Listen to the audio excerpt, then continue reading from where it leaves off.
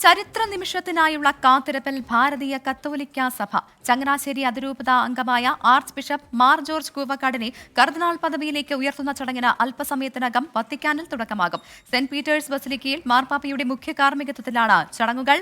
വത്തിക്കാനിൽ ചടങ്ങുകൾ നടക്കുന്ന സമയം ഇടവക പള്ളിയായ ചങ്ങനാശ്ശേരി അതിരൂപതയിലെ മാമൂട് ലൂർദ് മാതാ പള്ളിയിലും പ്രത്യേക പ്രാർത്ഥനകൾ നടക്കും. വിവരങ്ങളുമായി സജോ ദേവസ്യ മാമൂട് ലൂർദ് മാതാ പള്ളിയിൽ നിന്ന് ചേരുന്നുണ്ട്.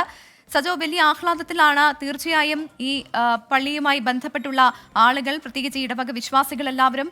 എന്തായാലും ഇവിടെ പ്രത്യേക പ്രാർത്ഥനയ്ക്കുള്ള ചടങ്ങുകളൊക്കെ തുടങ്ങിയിട്ടുണ്ടോ?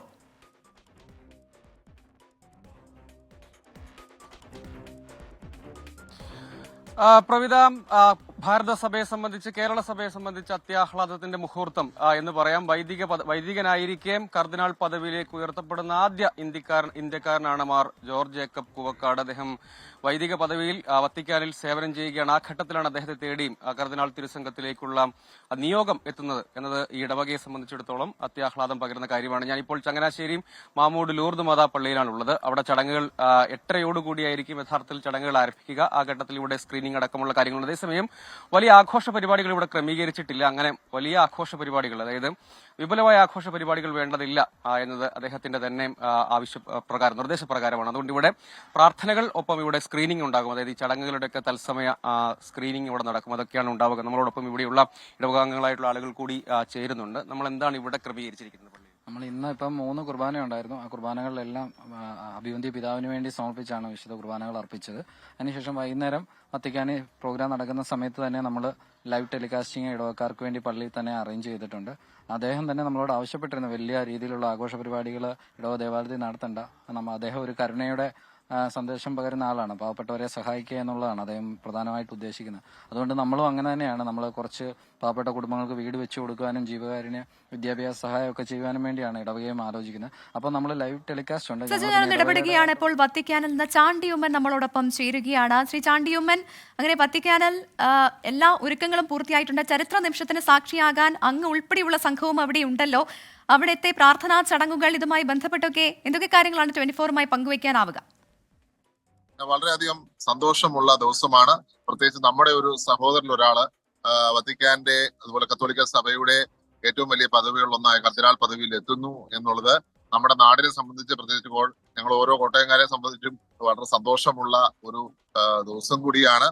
വ്യക്തിപരമായി എന്നെ സംബന്ധിച്ചാണെങ്കിൽ അദ്ദേഹം വഹിച്ച പങ്കാണ് സർവമത സമ്മേളനം വത്തിക്കാനിൽ ഇത്രയും മനോഹരമായി നടക്കുവാനുള്ള കാരണം. അദ്ദേഹം വളരെ താല്പര്യമെടുത്തിട്ടാണ് അതിന്റെ എല്ലാ ക്രമീകരണവും ഇവിടെ നടത്തിയത്. വളരെ ഭംഗിയായി ഇവിടെ ഇത് നടത്തിയതിന്റെ കാരണം അദ്ദേഹത്തിന്റെ നിലപാടാണ്. ഓഗസ്റ്റ് 13 ആദ്യമായി മാർപ്പാപ്പയെ കാണുവാനുള്ള സാഹചര്യം ഒരുക്കി. അദ്ദേഹത്തിന്റെ പെർമിഷൻ എടുത്ത് അതുപോലെ തന്നെ വീരേശ്വരാനന്ദ സ്വാമികൾ, അതുപോലെ ബാബു രാജൻ, 2 പേര്, ഞങ്ങൾ 3 പേരെ ചെന്ന് മാർപ്പാപ്പയെ കാണുവാനും ഈ സമ്മേളനത്തിലുള്ള പെർമിഷൻ എടുക്കുകയും നവംബറിൽ സംഘടിപ്പിക്കാമെന്ന് എഗ്രി ചെയ്യുകയും ചെയ്തു. അതിന്റെ തുടർച്ചയായി 30-ന് നടക്കുകയും പരിശുദ്ധ പിതാവ് ഞങ്ങളോടൊപ്പം 2 മണിക്കൂർ സമയം സ്പെൻഡ് ചെയ്തു. വന്ന എല്ലാവരെയും കണ്ടു. ചരിത്രത്തിൽ ആദ്യമായി ഒരു സംഭവം എന്നാണ് ഞാൻ മനസ്സിലാക്കുന്നത്. അപ്പോൾ അത്രയ്ക്ക് ധീരമായ ഒരു നിലപാട് എടുത്തത് നമ്മുടെ നാട്ടിലും നമ്മുടെ രാജ്യത്ത് സമാധാനം പുലരണം എന്നുള്ള അദ്ദേഹത്തിന്റെ ആഗ്രഹമാണ്. അതുകൊണ്ട് തന്നെയാണ് വളരെയധികം പരിപാടികൾ ഉണ്ടെങ്കിലും ഞാൻ ഇന്നും തുടർന്ന് നിൽക്കുന്നത്. ഞങ്ങളുടെ സംഘം നല്ലൊരു ശതമാനം ആൾക്കാർ ഇപ്പോഴും തുടരുകയാണ് അദ്ദേഹത്തിന്റെ ഈ പരിപാടിയിൽ പങ്കെടുക്കുവാൻ വേണ്ടി. ഇന്ത്യൻ സഭയെ സംബന്ധിച്ച്, ഭാരത സഭയെ സംബന്ധിച്ച് വലിയ ആദരം കൂടിയാണല്ലോ ഇത്. ഇതിന്റെ ഒരു ഭാഗമാകാൻ, ചരിത്ര നിമിഷത്തിന്റെ ഭാഗമാകാൻ അങ്ങേക്ക് കൂടി ഒരു ഭാഗ്യം ലഭിച്ചു എന്ന് പറയാമല്ലേ? തീർച്ചയായിട്ടും വലിയൊരു ഭാഗ്യമായിട്ട് തന്നെ കണക്കാക്കാൻ സാധിക്കും. കാരണം നിങ്ങൾക്കറിയാം, വളരെ ചുരുക്കം പേര് മാത്രമേ ഉള്ളൂ ലോകസഭയുടെ ചരിത്രത്തിൽ വൈദികരിൽ നിന്ന് കർദിനാൾ ആയിട്ടുള്ളത്. അങ്ങനെ വെച്ച് നോക്കുമ്പോൾ ഭാരതത്തിൽ തന്നെ ആദ്യമായിട്ടാണ് സംഭവം ഉള്ളത്. ഇത്രയും ചെറുപ്പത്തിൽ ഒരാളെ കർദിനാൾ ആക്കുക സാധ്യമല്ല. അപ്പോൾ ആദ്യമായിട്ട് അങ്ങനെ സംഭവം നടക്കുമ്പോൾ ആ ചരിത്ര നിമിഷം സഭയെ സംബന്ധിച്ചും ഭാരതത്തെ സംബന്ധിച്ചും വളരെ പ്രധാനമുള്ള ഒന്നാണ് നമുക്ക് മനസ്സിലാക്കാൻ സാധിക്കും. അതുകൊണ്ട് തന്നെയാണ് ഭാരതത്തിന്റെ സർക്കാർ തന്നെ പ്രത്യേകമായ ഒരു ഔദ്യോഗിക സംഘത്തെ ഇങ്ങോട്ട് അയച്ചിരിക്കുന്നത്. ശ്രീ കൊടിക്കുന്നിൽ സുരേഷ് MP അടക്കമുള്ളവർ, അദ്ദേഹത്തിന്റെ MP ആണ്. അടക്കമുള്ളവർ ഇവിടെ വന്നിരിക്കുന്നതിന്റെ കാരണവും അത് തന്നെയാണ്. ഞാൻ മനസ്സിലാക്കുന്നത് അദ്ദേഹത്തെ ഇന്ത്യയിലേക്ക് ക്ഷണിച്ചിട്ടുണ്ടെന്നും ഞാൻ മനസ്സിലാക്കുന്നു. തീർച്ചയായിട്ടും അതുകൊണ്ട് തന്നെ വലിയ ഒരു പ്രാധാന്യം രാജ്യത്തിനുണ്ട്, നമ്മുടെ സംസ്ഥാനത്തിനുണ്ട്, നമ്മുടെ നാടിനുണ്ട്. തീർച്ചയായിട്ടും അദ്ദേഹത്തിന്റെ നിലപാട് പരിശുദ്ധ പിതാവിനോട് ചേർന്ന് നിൽക്കുന്ന നിലപാടാണ്. ലോകത്ത് സമാധാനം പുലരണം, മതത്തിന്റെ പേരിൽ സംഘർഷം ഉണ്ടാകാൻ പാടില്ല എന്ന് പറയുമ്പോൾ അങ്ങനെ ഒരു ധീരനായ ഒരു നേതാവിനെയാണ് ഫ്രാൻസിസ് മാർപ്പാപ്പ ഈ കർദിനാളായിട്ട് ഉയർത്തുന്നത്. അതുകൊണ്ട് ഏതെങ്കിലും ഒരു മതത്തിന് മാത്രമല്ല, ലോകത്തിന് മൊത്തത്തിൽ ഉള്ള ഒരു സന്ദേശമാണ് അത് നൽകുന്നത്. തീർച്ചയായും 21 പേരെയാണെന്ന് മാർ ജോർജ് കൂവക്കാടൻ ഒപ്പം കർദിനാൾ പദവിയിലേക്ക് ഉയർത്തുന്നത്. ഈ ചടങ്ങുകൾ എങ്ങനെയാകുമെന്ന് അങ്ങേക്ക് പ്രേക്ഷകരുമായിട്ട് പങ്കുവയ്ക്കാനാകുമോ? ഇവിടുത്തെ സമയം 4 മണിക്ക്, അതായത് ഇന്ത്യൻ സമയം 8:30-ക്കാണ് ചടങ്ങുകൾ തുടങ്ങുക.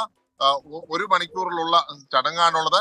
ഇത് ഒരു മെത്ര അഭിഷേകമല്ല. ഒരു 2 പദവികളാണ് സഭയിലുള്ളത്. ഒന്ന് വൈദിക പട്ടം, 2 അതുപോലെ തന്നെ മെത്ര അഭിഷേകം. ഇത് അഭിഷേകമല്ല. അദ്ദേഹം ഓൾറെഡി ആർച്ച് ബിഷപ്പാണ്. അദ്ദേഹത്തെ കർദിനാളായി, സഭയുടെ രാജകുമാരനായി ഉയർത്തുന്ന ഒരു ഫോർമൽ ചടങ്ങാണ്. അതുകൊണ്ട് തന്നെ വളരെ ചുരുക്കം സമയമാണ് അതിനുള്ളത്. 1 മണിക്കൂറോളം നിൽക്കുന്ന സമയമാണ് ഈ പരിപാടിക്കുള്ളത്. ഇന്ന് ഈ അവസരത്തിൽ പറയാനുള്ളത്.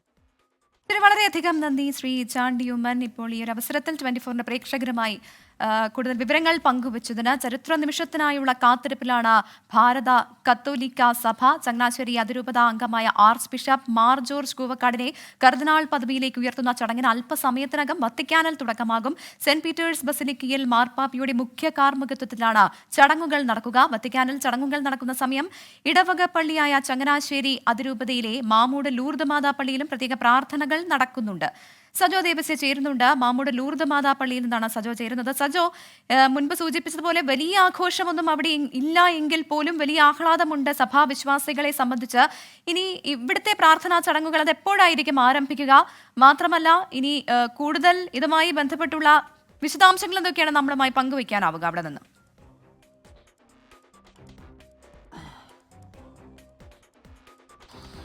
പ്രവിത, അദ്ദേഹത്തിന്റെ ഇടവക ദേവാലയം, അതായത് മാർ കൂവക്കാടിന്റെ ഇടവക ദേവാലയമായ ചങ്ങനാശ്ശേരി ലൂർദ് മാതാ പള്ളിയിൽ കുർബാനകളാണ് 3 കുർബാനകളാണ് ഇന്ന് പ്രത്യേകമായി ക്രമീകരിച്ചിരിക്കുന്നത്. അതിനുശേഷം 8:30യോടുകൂടി, അതായത് ഈ ചടങ്ങുകൾ 8:30യോടുകൂടി, ഇന്ത്യൻ സമയം 8:30യോടുകൂടിയായിരിക്കും ആരംഭിക്കുക. ആ സമയത്ത് ചടങ്ങുകൾ തത്സമയം ഇവിടെയുള്ള വിശ്വാസി സമൂഹത്തിന് കാണാൻ വിധം ക്രമീകരിച്ചിട്ടുണ്ട്. അതോടൊപ്പമുള്ള പ്രാർത്ഥനാ ചടങ്ങുകളുമാണ്. ആ സമയത്തേക്കാണ് പ്രാർത്ഥനാ ചടങ്ങുകളുള്ളത്. അല്പസമയം മുൻപ് ഇവിടെ കുർബാന പൂർത്തീകരിക്കുകയും ചെയ്തിട്ടുണ്ട്. സഭയെ സംബന്ധിച്ച്, പ്രത്യേകിച്ച് ലൂർദ് മാതാ ഇടവകയെ സംബന്ധിച്ച് വലിയ സന്തോഷവും ആഹ്ലാദവും ഒക്കെ ഉണ്ട്. അത് പൊതുവിൽ അങ്ങനെ മാത്രമല്ല. കാരണം മാർപ്പാപ്പ കഴിഞ്ഞാൽ ഉള്ള സഭയിലെ ഏറ്റവും ഉയർന്ന പദവി, അത്യുന്നത പദവിയാണ് കർദിനാൾ എന്ന് പറയുന്നത്. സാധാരണഗതിയിൽ അത് കരഗതമാവുക ബിഷപ്പ് അല്ലെങ്കിൽ ആർച്ച് ബിഷപ്പ് പദവിയിൽ ഇരിക്കുന്ന ആളുകൾക്കാണ്. പക്ഷേ ഇക്കാര്യത്തിൽ അങ്ങനെയല്ല. അതുകൊണ്ട് തന്നെ ഒരു അപ്രതീക്ഷിതമായ ഒരു നിയോഗമാണ് മാർ ജോർജ് ജേക്കബ് കൂവക്കാടിന് ലഭ്യമായിരിക്കുന്നത്. അദ്ദേഹം നേരത്തെ തന്നെ ഇവിടെ ജനിച്ചു. ഇവിടെ തന്നെയുള്ള ഈ ഇടവക അംഗങ്ങളായ ജേക്കബ് ലീലാമ ദമ്പതികളുടെ മകനായി ജനിച്ചു. അതിനുശേഷം പഠനം പൂർത്തിയാക്കി പിന്നീട് ബിരുദ പഠനത്തിന് ശേഷമാണ് അദ്ദേഹം സെമിനാരി പഠനത്തിലേക്ക് പ്രവേശിക്കുന്നത്. അതായത് ചങ്ങനാശ്ശേരി SB കോളേജിൽ കെമിസ്ട്രി പഠനം പൂർത്തിയാക്കുന്നു. അതിനുശേഷമാണ് വൈദിക പഠനത്തിന് വേണ്ടി ചേരുന്നത്. പിന്നീട് വൈദിക പഠനം പൂർത്തീകരിച്ച് ഉപരിപഠനം റോമിൽ നടത്തുന്നു. അതിനുശേഷം അദ്ദേഹം വത്തിക്കാന്റെ നയതന്ത്ര സർവീസിലാണ് യഥാർത്ഥത്തിൽ പ്രവർത്തിച്ചുകൊണ്ടിരുന്നത്. നയതന്ത്ര വിഭാഗത്തിലെ സെക്രട്ടറിയായി മറ്റും പ്രവർത്തിച്ചു. അതിനുശേഷം മാർപ്പാപ്പയുടെ യാത്രകൾ ഏകോപിപ്പിക്കുന്ന ചുമതലയാണ് അദ്ദേഹത്തിന് ലഭ്യമായിരുന്നത്. അതായത് മാർപ്പാപ്പയുടെ ഓഫീസിലടക്കം കേന്ദ്രീകരിച്ചുള്ള പ്രവർത്തനങ്ങളാണ്.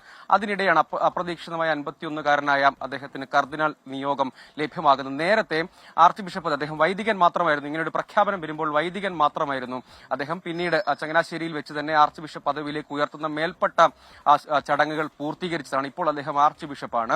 അദ്ദേഹത്തിന് നിസിബിസ് കൽദായ രൂപത എന്നാണ് സ്ഥാനിക രൂപതയായി വത്തിക്കാൻ അനുവദിച്ച് നൽകിയിരിക്കുന്നത്. പ്രതീകാത്മകമായ ഒരു ചുമതലയാണ്. ഇനിയിപ്പോൾ ഇതൊരു മേൽപ്പെട്ട പദവിയല്ല യഥാർത്ഥത്തിൽ കർദിനാൾ പദവി. പക്ഷേ അതൊരു പ്രധാനപ്പെട്ട ടൈറ്റിലാണ്. സഭയുടെ രാജകുമാരൻ എന്ന് വിശേഷിപ്പിക്കുന്ന, അങ്ങനെ വിശേഷണമുള്ള ഒന്നാണ്.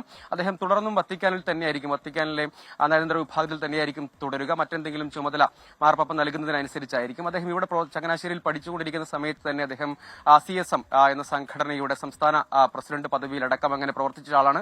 സജീവമായി സഭാ പ്രവർത്തനങ്ങളിൽ, വിശ്വാസികളുമായി ബന്ധപ്പെട്ട പ്രവർത്തനങ്ങളിലൊക്കെ സജീവമായി ഉണ്ടായിരുന്ന ആളാണ്. വിദ്യാർത്ഥി യുവജന പ്രവർത്തനങ്ങളിലൊക്കെ സജീവമായി ഉണ്ടായിരുന്ന ഒരാൾ കൂടിയാണ്. അങ്ങനെ ഈ ഇടവകയുമായും ചങ്ങനാശ്ശേരി അതിരൂപതയുമായും ഒക്കെ ബന്ധപ്പെട്ട് സജീവമായി പ്രവർത്തിച്ചിരുന്ന ഒരാളാണ്. ഭാരത സഭയെ സംബന്ധിച്ചിടത്തോളം ഇപ്പോൾ 6ഓളം കർദിനാൾമാരാണ് ഇന്ത്യയിൽ ആകെയുള്ളത്. കേരളത്തിന്റെ കാര്യം എടുക്കുകയാണെങ്കിൽ നിലവിൽ 2 കർദിനാൾമാരാണുള്ളത്. ആ നിരയിലേക്ക് ഒരാൾ കൂടി വരികയാണ്. അതൊരു അപ്രതീക്ഷിത നിയോഗമാണ്. സാധാരണഗതിയിൽ സീറോ മലബാർ സഭാധ്യക്ഷന്മാർ കർദിനാൾ പദവിയിലേക്ക് വത്തിക്കാൻ ഉയർത്തിയ സംഭവങ്ങളാണ് മുൻകാലങ്ങളിൽ ഉണ്ടായിട്ടുള്ളത്. ഇത് പക്ഷേ അങ്ങനെയല്ല. ഇവിടെ ഒരു ഇക്കാര്യത്തിലൊരു സവിശേഷമായ ഒരു തീരുമാനം വത്തിക്കാന്റെ ഭാഗത്തു നിന്ന് ഉണ്ടാകുന്നു എന്നൊരു സന്തോഷമുണ്ട്. അത് വളരെ അപ്രതീക്ഷിതം എന്ന് തന്നെ എടുത്തു പറയാൻ കഴിയുന്നു. അതിന്റെ ഒരു വലിയ സന്തോഷവും ആഹ്ലാദവും ഒക്കെ ഇവിടെയുള്ള ഇടവക സമൂഹത്തെ സംബന്ധിച്ചിടത്തോളം പൊതുവായി ഉണ്ട്. ചങ്ങനാശ്ശേരി അതിരൂപതയ്ക്ക് പ്രത്യേകിച്ചുണ്ട്. സീറോ മലബാർ സഭയെ സംബന്ധിച്ചിടത്തോളം ഒരു അഭിമാന നിമിഷമാണ്. കാരണം ഒരു അപ്രതീക്ഷിതമായ തീരുമാനമാണ് വത്തിക്കാന്റെ ഭാഗത്തു നിന്നുണ്ടായത്. ആ ചടങ്ങുകളാണ് അവിടെ പുരോഗമിക്കുക. സാധാരണ മെത്രാഭിഷേക ചടങ്ങുകളുടെ അത്രയും ദൈർഘ്യം ഇക്കാര്യത്തിൽ ഉണ്ടാവുകയില്ല.